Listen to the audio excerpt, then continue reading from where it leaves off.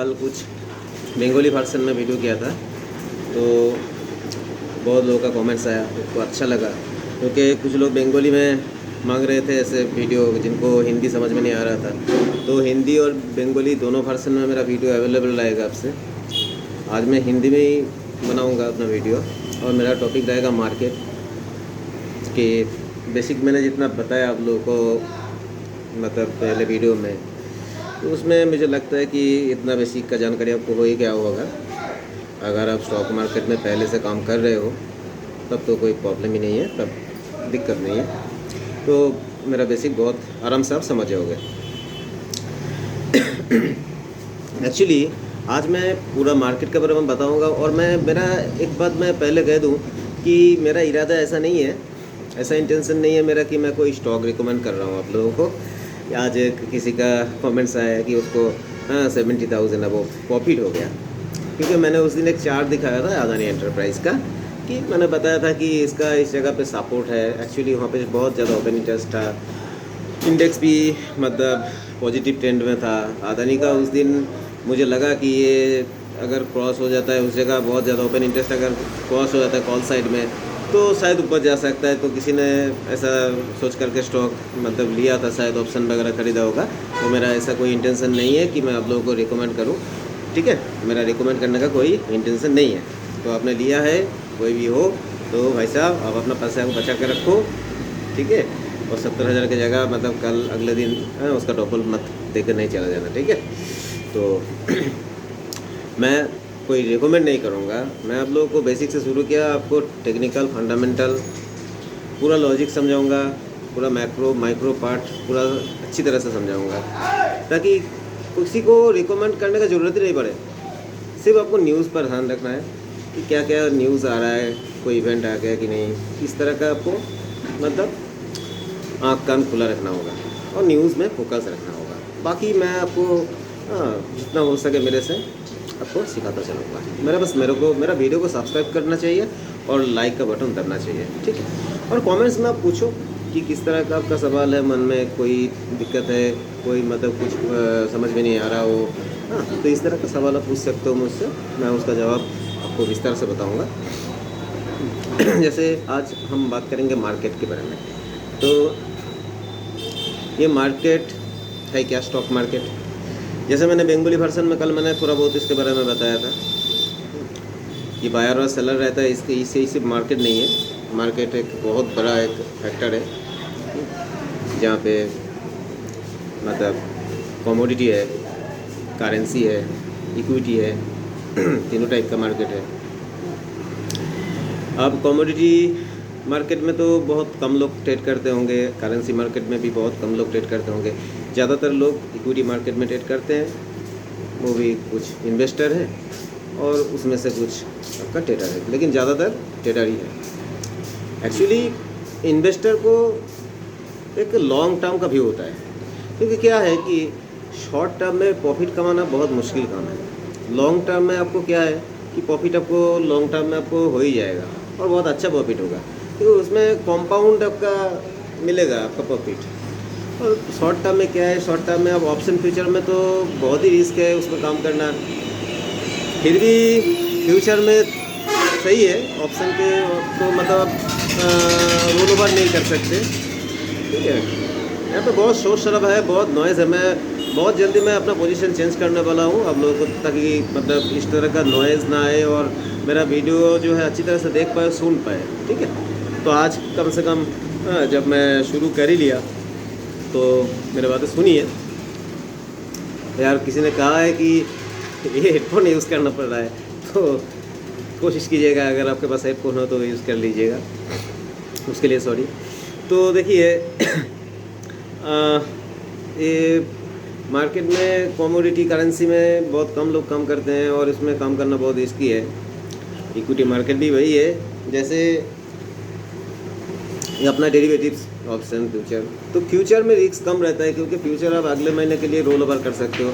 उसमें 1 महीने का कॉन्ट्रैक्ट रहता है, पूरा 1 महीने का। जैसे ऑप्शन में क्या है 7 दिन में एक्सपायरी रहता है। ऐसा नहीं है कि मतलब आप 3 महीने का नहीं खरीद सकते, आप ऑप्शन में भी 3 महीने का मतलब ऑप्शन खरीद सकते हो, उसमें लिक्विडिटी नहीं रहता है।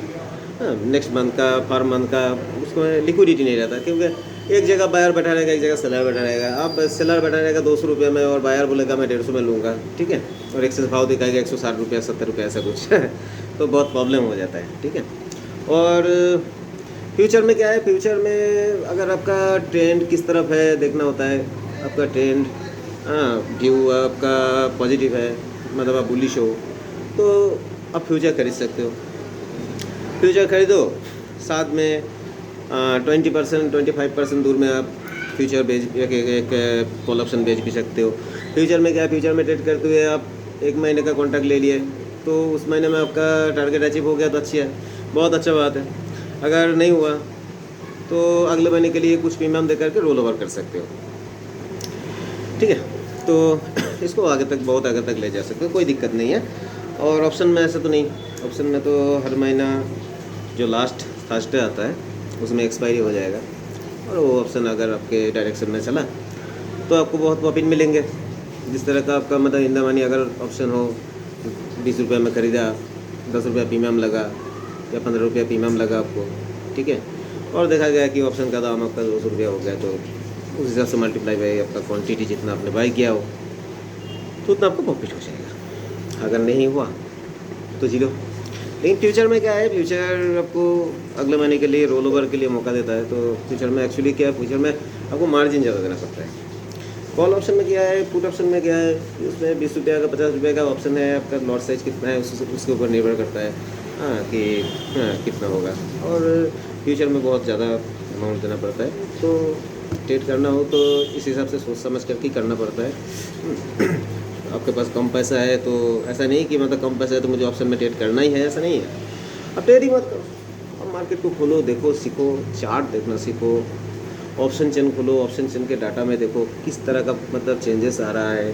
अगर कोई स्टॉक बुल फेस में चल रहा है तो कॉल साइड में ओपन इंटरेस्ट बढ़ रहा है या घट रहा है, अगर किस जगह ऐड हो रहा है कॉल साइड में। ऐसा नहीं कि हर स्ट्राइक प्राइस पे आपका मतलब माइनस होगा, ऐसा नहीं है। कुछ स्ट्राइक प्राइस में आउट ऑफ द मनी में और ऐड भी होता है, ठीक है। तो ये क्यों हो रहा है, इस तरह का मतलब आप मतलब एनालाइज करने का कोशिश करो। मैंने ऑप्शन चेन का वीडियो पहले बताया, दिखाया आपको, आप उसको देखो पहले वीडियो में कि कैसे कैसे ऑप्शन चेन देखना है, ठीक है। और अगर आपका बुलिश फेस नहीं है, आपका बेयरिश फेस है किसी स्टॉक में या इंडेक्स में, इंडेक्स में ज़्यादातर लोग ट्रेड करते हैं मुझे मालूम है, तो बेयरिश फेस में आप जैसे पुट खरीदते हो आपके हिसाब से चला तो ठीक है, नहीं तो बस वही सेम प्रॉब्लम जीरो वाला। फ्यूचर में क्या है, फ्यूचर में उसमें भी आप फ्यूचर शॉर्ट करके आप हेजिंग करने के लिए उसके ऊपर का out of the money call option खरीद के रख सकते हो, ताकि कभी कोई इवेंट अच्छा आ जाए तो आपका लॉस ना हो जाए, ठीक है। आपका हेज रहे पोजीशन, आपको कैलकुलेशन करके देखना होगा कि अगर ये फ्यूचर अगर 10% बढ़ जाए एक दिन में, ठीक है, ऐसा तो होता नहीं है, कोई स्टॉक स्पेसिफिक हो तो होगा, इंडेक्स में तो पॉसिबल नहीं है। हाँ पॉसिबल है, जैसे कोविड के टाइम में हुआ था, तो ऐसा तो हर बार नहीं होता। किसी स्टॉक में सर्किट लग गया, 10% का अपर सर्किट लग गया, तो आपने फ्यूचर शॉर्ट कर रखा है, तो आपका तो मतलब एकदम सब जीरो हो जाएगा, बहुत पैसे लगेगा। तो एक कॉल ऑप्शन भी आपका दूर का खरीदना चाहिए, ये हेजिंग के लिए। एक्चुअली देखिए, ये ऑप्शन जो है अभी तो लोग ट्रेड कर रहे हैं इसमें, लेकिन ये ऑप्शन ट्रेड करने के लिए नहीं है। ऑप्शन है, आपका कोई पोजीशन है, आपने किसी स्टॉक का लॉट खरीद के रखा है, और आप हर दिन मतलब ट्रेडर जैसा बैठ नहीं सकते स्क्रीन के सामने में, तो आप क्या है कि 2 महीने या 3 महीने के लिए एक पुट खरीद लिए, मतलब कैलकुलेशन करके खरीदा आपने कि 5% या 10% दूर में उसका आउट ऑफ द मनी एक पुट आपने खरीद के रखा कि भाई इसके नीचे अगर गया तो मेरा लॉस होगा, नहीं तो यहाँ तक मैं लॉस मैं देख लूँगा, ठीक है। तो जिस दिन आपका इस तरह का इवेंट आएगा आपको पता तो चल ही जाएगा।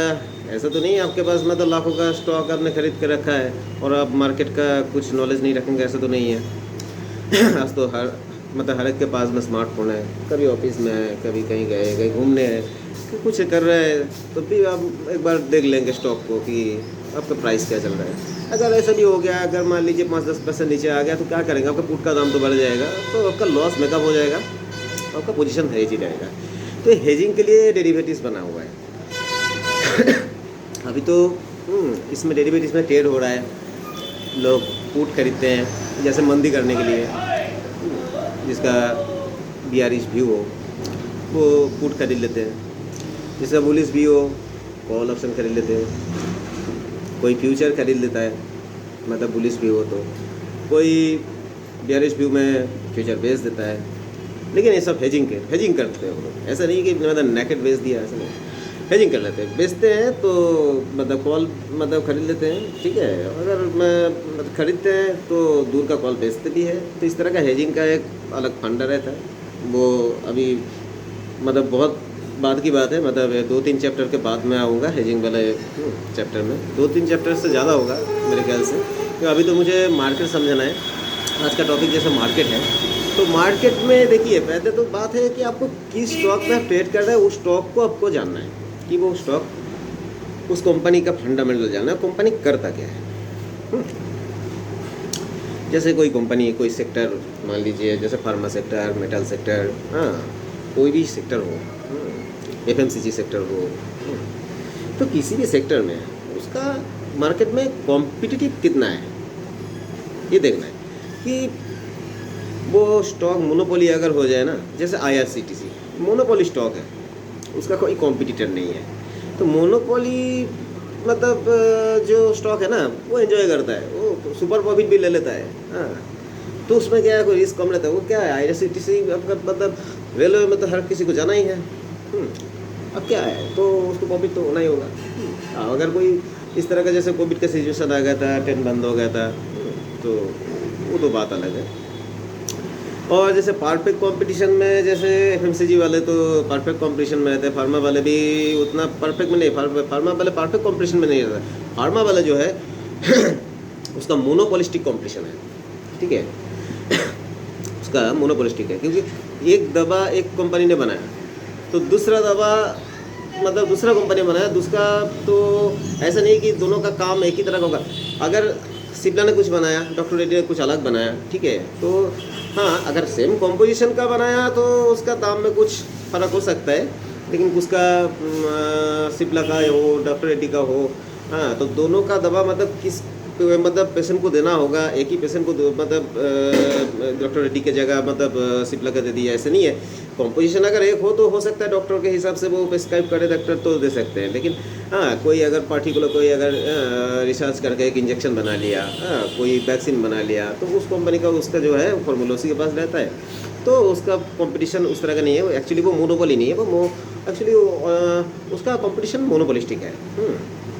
तो ये चीज़ का ध्यान रखना है। और कमोडिटी, हाँ कमोडिटी को तो आपको जानना है, जैसे क्रूड ऑयल का जैसे हर रोज़ 5-7% मतलब फ्लक्चुएट होता ही रहता है। आज $120-125 हो गया, हाँ अभी देखा गया कि आज $90 में आ गया था। तो हाँ कभी भी मतलब कमोडिटी को हम इग्नोर नहीं कर सकते क्योंकि हाँ इसका कोरिलेशन तो है ही, इक्विटी मार्केट के साथ में कमोडिटी मार्केट का, करेंसी मार्केट का एक कोरिलेशन रहेगा ही रहेगा। अभी तो जैसे 1-2 दिन का डाटा देख करके हम कह देंगे कि नहीं ये रिग्रेशन है, कोरिलेशन नहीं है, ख़त्म हो गया, कोएफिशिएंट नहीं है, ऐसा नहीं है। जैसे इंटरेस्ट रेट बढ़ गया, अगर मान लीजिए फेड ने जैसे 0.25% का इंटरेस्ट रेट बढ़ाया अभी, तो इसमें क्या है, इसमें मार्केट में इफेक्ट तो कम होता है ना भाई, मार्केट में इफेक्ट तो ज़्यादा होता है ना, क्योंकि इंटरेस्ट रेट बढ़ गया मतलब क्या, लिक्विडिटी कम हो जाएगा, कम होने का चांसेस रहता है मार्केट से। तो ये सब चीज़ आपको न्यूज़ से आपको जानना होगा, क्योंकि न्यूज़ आपको हर रोज़ देखना है, सुनना है क्या क्या हुआ। अगर हाँ एक बात और है कि न्यूज़ में आपको ये रिज़ल्ट का भी आपको ध्यान रखना होगा, क्योंकि रिज़ल्ट सीजन में मैंने पहले ही बताया, रिज़ल्ट सीजन में हाँ मतलब कोई मतलब स्टॉक का रिज़ल्ट आने वाला हो, उस स्टॉक में आप जानते हो कि वो स्टॉक अच्छा रिज़ल्ट करने वाला है और न्यूज़ भी आ गया कि रिज़ल्ट बहुत अच्छा है, तो मेरे ख्याल से उस दिन उस स्टॉक में हाथ नहीं लगाना चाहिए, क्योंकि अच्छा रिज़ल्ट आने से वो अच्छा परफॉर्म करेगा ऐसा नहीं है। क्योंकि मार्केट ये ऐसा चीज़ है ना, बहुत पहले से उसको पता रहता है, ठीक है, इनका सैटेलाइट इतना स्ट्रॉन्ग है, हाँ इनका ऑब्जर्वेशन पावर इतना स्ट्रॉन्ग है कि मार्केट को पहले से पता रहता है इस कंपनी का इतना अच्छा रिजल्ट आने वाला है। तो वो पहले से परफॉर्म कर रखता है। जब रिजल्ट आ जाता है अच्छा, तो उस टाइम में क्या है, कुछ अनाड़ी लोग आकर के उसमें इन्वेस्ट करता है या फिर ऑप्शन वगैरह सब खरीदते हैं और उसमें प्रॉफिट बुक हो जाता है। ठीक है, तो ऐसा हो जाए। तो रिजल्ट सीजन में ऐसे आप ज़्यादा अगर मतलब जानकारी नहीं है तो स्टॉक में हाथ नहीं लगाना चाहिए, ट्रेड नहीं करना चाहिए। दूसरी बात कि हर बार जो रिज़ल्ट में मतलब ऐसा ही होगा कि मतलब अच्छा रिज़ल्ट आया स्टॉक गिर जाएगा, या बहुत बुरा रिज़ल्ट आया तो स्टॉक चलने लग जाएगा, ऐसा भी नहीं है। तो इसके लिए आपको देखो मेहनत तो करना होगा, न्यूज़ की जानकारी रखना होगा, आपको टेक्निकल उसका डाटा देखना है कि उसका ट्रेंड कैसा है, उसका 3 महीने का ट्रेंड कैसा रहा, 1 क्वार्टर का, और उस क्वार्टर में उसका रिजल्ट कैसा आया था, उसका रेवेन्यू कितना था कंपनी का, और एबिटा कितना था, नेट प्रॉफिट कितना था, देखना है। कंपनी का कोई लाइबिलिटी है कि नहीं, मतलब कर्ज वगैरह देख लेना है, और उसका ट्रेंड किस तरह है। मतलब देखो ऐसा भी टाइप का तो होगा, ऐसा तो होगा, ठीक है। लेकिन ट्रेंड अगर मतलब अपवर्ड है तो मतलब बुलिश पेस में जा रहा है, इंडेक्स बुलिश है, तो ठीक है, आप उसमें बाई पोजीशन के लिए सोच सकते हो, लेना नहीं सोच सकते हो। रिजल्ट भी अच्छा आया, और उसके साथ में उसी स्टॉक का ऑप्शन चेन का डाटा खोल के देखना है कि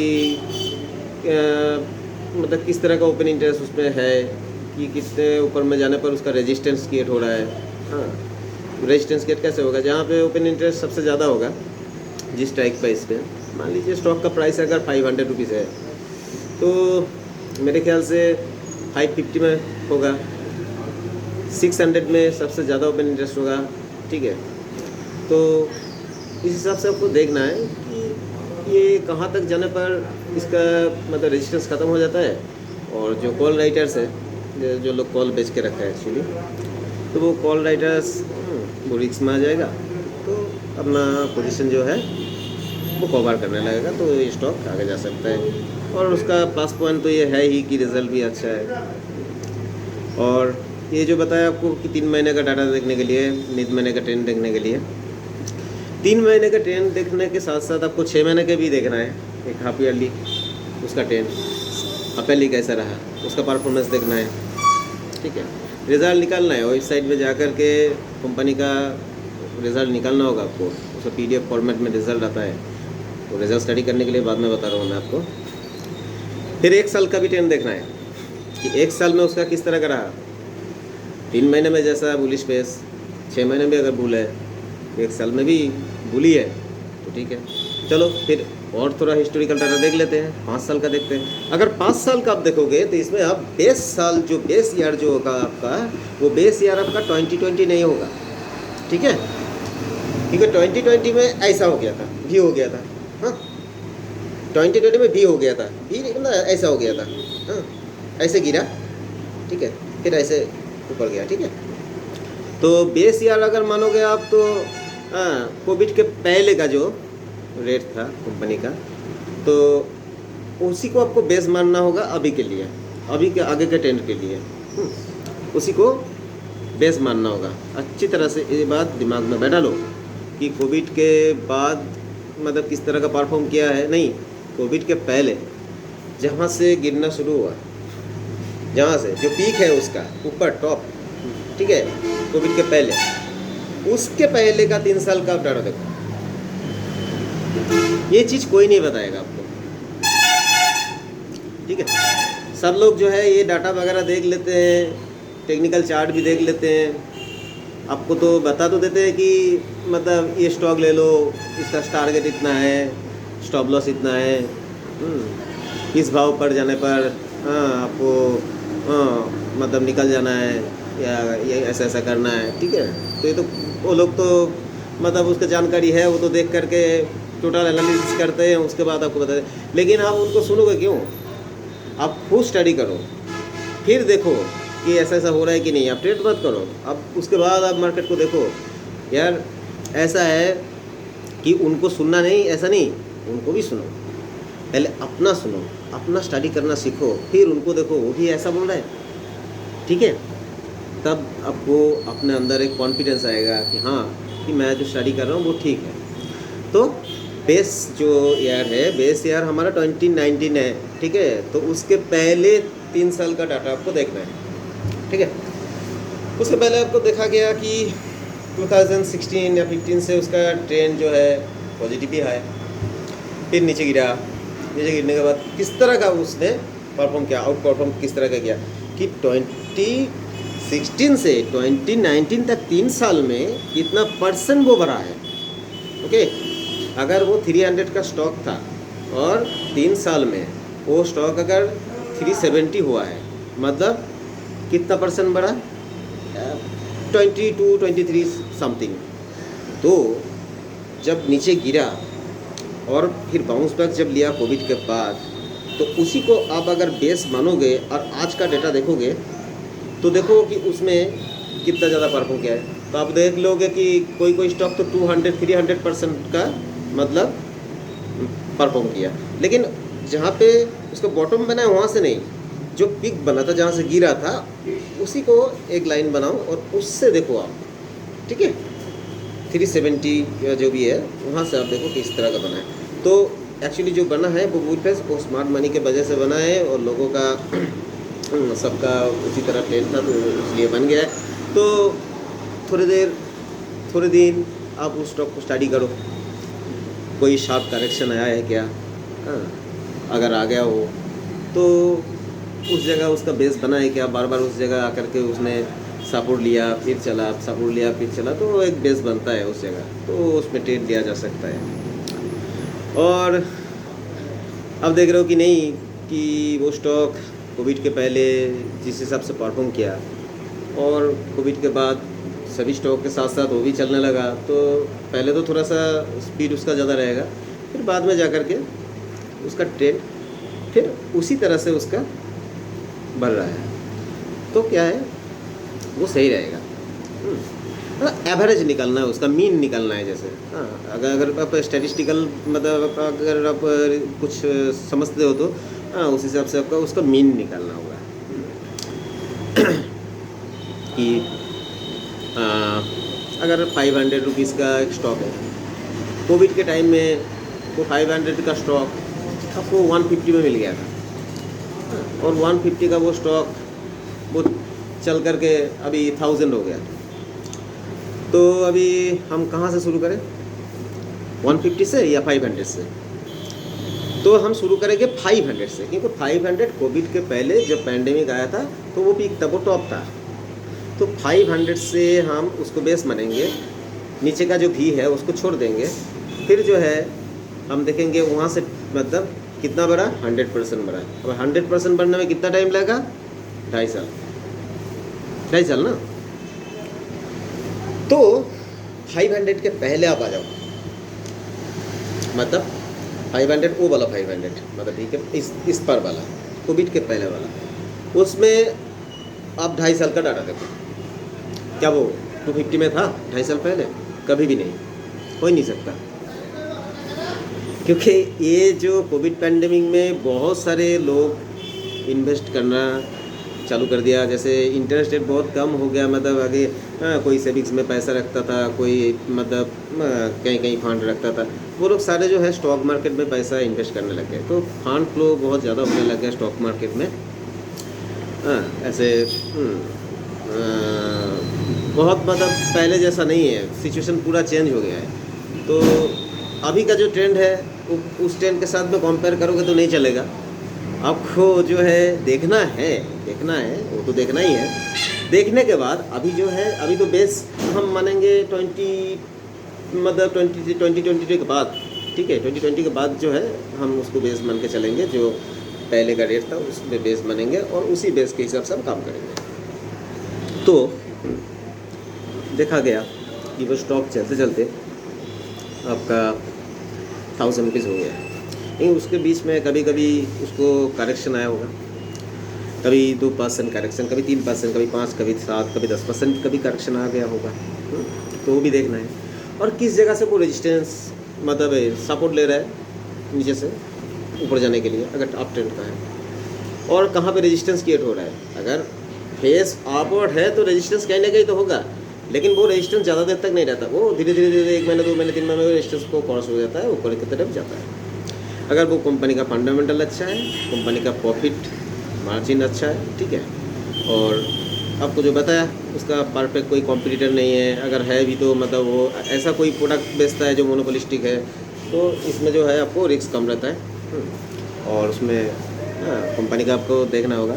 अब जो है उसमें बीआर फेज में भी ऐसा करना है। बीआर फेज में क्या है, बीआर फेज में आपका जो पहले का स्टॉक था जो 500 का था, तो 500 वाला स्टॉक पहले से वो बीआरएस था, ठीक है, ये भी बात देखना है।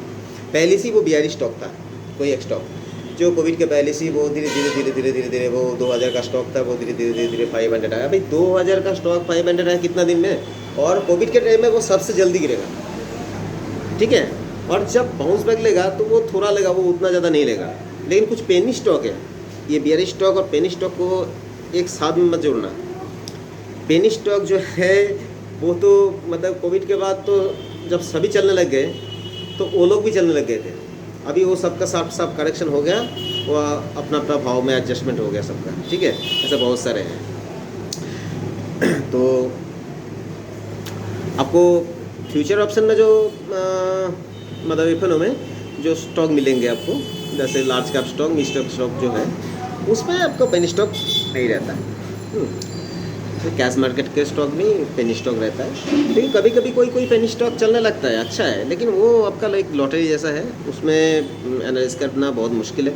हाँ, तो आप ऐसा करो, आप टेक्निकल चार्ट और व्यू, एक 3 महीने का, 6 महीने का, 1 साल का, 5 साल का, ठीक है, और बीच में कोविड वाला सिचुएशन जैसे मैंने बताया उस हिसाब से उसका स्टडी करो, उसका चार्ट देखो एकदम स्क्रीन में खोल करके बड़ा करके, ठीक है, मोबाइल से कर रहे हो मोबाइल में भी देखो, लेकिन मोबाइल में उतना अच्छा से आपको पता नहीं चलेगा, फिर भी आप देख सकते हो, टेन तो आपको समझ में आएगा। और ऑप्शन चेन खोलो, ऑप्शन चेन खोल के ऑप्शन चेन में आप देखो कॉल साइड पुट साइड में नेक्स्ट 3 महीने का किस तरह का डाटा है, ठीक है। अगर स्पॉट प्राइस चल रहा है 500 तो पुट साइड में कहाँ कितना कितना ओपन इंटरेस्ट है, और कॉल साइड में कहाँ कितना कितना ओपन इंटरेस्ट है। मेरे हिसाब से अभी मार्केट बुल फेस में जा रहा है, ठीक है, पुट साइड में ओपन इंटरेस्ट आपका कम ही रहेगा। ऐसे भी बेयर फेस में जा गया तो भी पुट साइड में ओपन इंटरेस्ट कम ही रहेगा, कॉल से कम रहेगा, रहना चाहिए। क्योंकि पुट देखिए उतना ज़्यादा मतलब शॉर्ट नहीं करते लोग, बहुत कम करते हैं, जानबूझ के करते हैं, अगर करते भी है तो इन द मनी, अगर मतलब पुट खरीद के आउट ऑफ द मनी करते हैं, इस तरह का मतलब वो हेजिंग जो मैंने पहले बोला था वैसा करते हैं। तो देखो अब क्या कैसा कैसा उसका चाल है। अगर कोई स्टॉक आपको मतलब करेक्शन में मिला, शार्प करेक्शन आ गया तो 5% 10% का, और देखा गया कि वो पुट का जो स्ट्राइक प्राइस आप देख रहे हो, वो स्ट्राइक प्राइस में सबसे ज़्यादा ओपन इंटरेस्ट जहाँ पे है उससे 1-2% के आसपास में अगर मिलता है तो स्टॉक को आप बुलिश स्पेस में जाने वाला स्टॉक है, इसलिए आप ले सकते हो। अगर बेयरिश स्पेस का स्टॉक है तो बार बार रेजिस्टेंस की तरफ जाएगा और वहीं पे उसको शॉर्ट करना पड़ता है। हाँ, वो कोई दिक्कत नहीं, लेकिन हाँ ऐसा नहीं कि हर बार वो मतलब शॉर्ट कर दोगे हर बार आपको प्रॉफिट मिलेगा, नहीं। शॉर्ट करने पर आपको स्टॉप लॉस रखना है और हेज करना है, ठीक है। और डाटा आपको पहले समझना है। अभी आप इसके ऊपर में काम मत करो, सिर्फ आप स्टडी करो। आपको जो है अभी सिर्फ आपको स्टडी करना है, देखना है कि कंपनी क्या क्या कर रहा है, कंपनी के साथ साथ इंडेक्स क्या कर रहा है, ठीक है, सभी कुछ देखना है। ऐसा नहीं कि मतलब कोई स्टॉक उठा लिया ले लिए, ऐसा नहीं है। हाँ, उसका रिज़ल्ट वगैरह देखना है। तो ट्रेड करना इतना आसान नहीं है, बहुत रिस्की है। मैं बहुत लोगों को मतलब ऐसे मना करता हूँ ऑप्शन डेरिवेटिव में ट्रेड करने के लिए, क्योंकि उसको बहुत कुछ सीखना पड़ता है। अब जो है कंपनी का रिज़ल्ट आया तो कंपनी का रिज़ल्ट तो आपको न्यूज़ चैनल में तो मिल ही जाएगा देखने को कि अब रिज़ल्ट में क्या देखना है। रिज़ल्ट में आपको देखना है कि कंपनी का रेवेन्यू कितना हुआ, मतलब एक्चुअल सेल कितना हुआ। हाँ, उसमें से उसको अगर डेट वगैरह है तो वो देखना है, अगर कोई लाइबिलिटी है वो सब निकल करके देखना है, टोटल मार्जिन कितना है। तो जो कंपनी का एक्चुअल जो कैपिटल है उसके हिसाब से उसका मार्जिन क्या फेवरेबल है वो आपको देखना है, ठीक है। बैलेंस शीट वगैरह देखना है, देख करके उसके बाद आपको करना है। इसमें क्या है कि इन्वेस्टमेंट में आपको जो प्रॉफिट मिलेगा वो ट्रेडिंग में आपको नहीं मिलेगा, क्योंकि ट्रेडिंग में हर दिन आपको रिस्क रहेगा। ट्रेडिंग में हर रोज़ तो प्रॉफिट हो ही नहीं सकता, चाहे आप कितना भी कर लो, कितना भी हेज करो, हर रोज़ आपको प्रॉफिट तो होगा नहीं, लॉस तो आपको झेलना ही पड़ेगा। लेकिन आपको हमेशा ख्याल रखना है एक चीज़ का कि मेरे को लॉस कम से कम हो, ज़्यादा लॉस ना हो, कम से कम लॉस हो। और स्टॉप लॉस आपका डिसिप्लिन होना चाहिए। वो स्टॉप लॉस आते ही आप ट्रेड उस दिन उसी जगह फिनिश कर दो, उस दिन आप ट्रेड में बताओ। ये मार्केट का रूल्स है, इसको हम नज़रअंदाज नहीं कर सकते। अब लोग हम लोग सभी बराबर है, तो नज़रअंदाज नहीं कर सकते कि ट्रेड काट गया स्टॉप लॉस के आसपास में। अब स्टॉप लॉस कहाँ लगाना है? स्टॉप लॉस लगाना का भी एक तरीका होता है।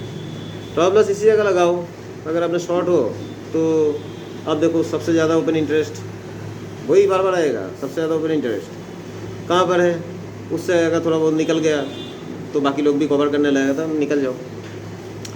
अगर आपने लॉन्ग कर रखा है, ठीक है, मतलब खरीद रखा है, बाई कर रखा है, तो लॉन्ग पोजीशन में क्या है कि अभी नीचे सपोर्ट है, आपके उल्टा डायरेक्शन में आने लग गया।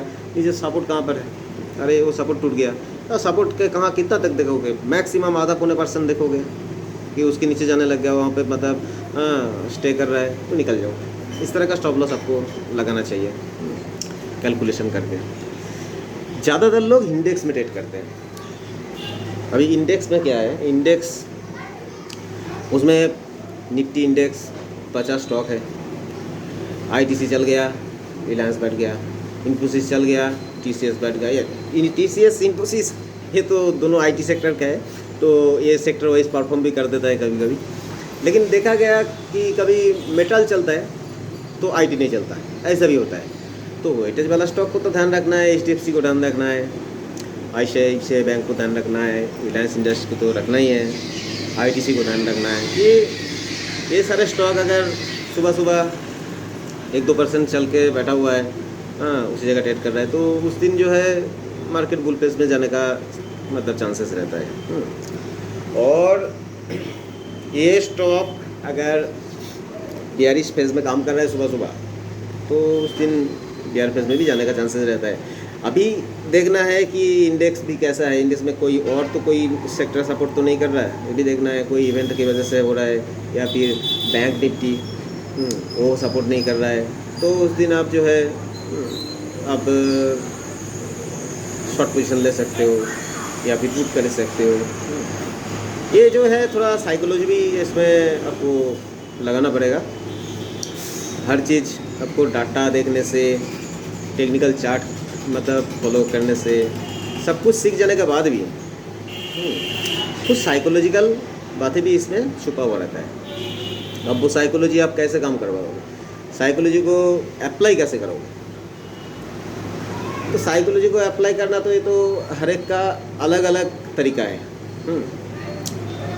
जैसे ह्यूमन बीइंग का हर एक का तो कलर एक कलर पसंद नहीं है, किसी को वाइट पसंद है, किसी को रेड पसंद है, खाने में भी किसी को मिठाई पसंद है, किसी को खट्टा पसंद है, किसी को तीखा पसंद है। तो पसंद सबका अलग अलग होता है, इसी सबसे साइकोलॉजी भी सबका सेम नहीं रहता है। तो एक एग्जांपल देता हूँ। किसी दिन अगर कोई स्टॉक या इंडेक्स, चलो इंडेक्स, अब इंडेक्स में ज़्यादा खुश रहते हो मुझे मालूम है तो इंडेक्स निफ्टी या बैंक निफ्टी कोई भी हो, आपने डाटा देखा अच्छे से, आज एक्सपायरी है, चलो वो भी बहुत अच्छी बात है, ऑप्शन का तो प्रीमियम बहुत कम है, आपका इरादा है खरीदने का। अब ऑप्शन चैन के डाटा में देख रहे हो कि 38,000 में जो है बहुत ज़्यादा ओपन इंटरेस्ट है, इधर 37,500 में जो है बहुत ज़्यादा ओपन इंटरेस्ट है, और बैंक निफ्टी बीच में है, 100-200 पॉइंट मतलब ऊपर की तरफ है, बढ़ गया, जा रहा है, बढ़ रहा है, और रेंज अबाउट ट्रेड हो रहा है। तो क्या करोगे? ट्रेड लेना तो बहुत मुश्किल है। अगर 38,000 का कॉल बेच दोगे तो वो 10-20 रुपये का कॉल, अगर 38,200 में गया, बंद हो गया, 38,300 में जा करके बंद हो गया, तब तो 300 का चूना लग जाएगा।